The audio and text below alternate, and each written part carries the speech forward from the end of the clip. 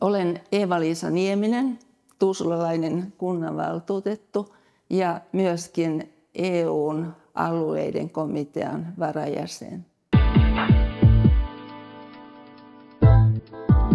EU:ssa on paljon asiantuntemusta ja siellä valmistetaan asiat hyvin.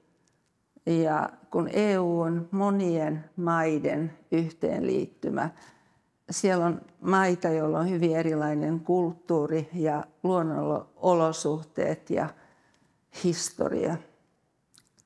Se kaikki täytyy ottaa huomioon, jos haluaa ajaa Suomen asiaa.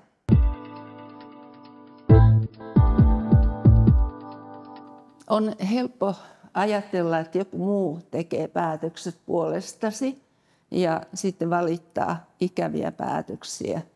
Mutta jokaisen ääni on tärkeä.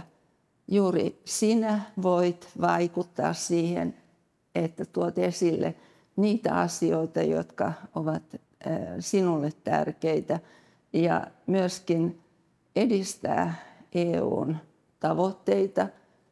Ja silloin Suomessakin pystytään hakemaan EU-rahoja, eikä vaan olla nettomaksajia. Sinä olet tärkeä.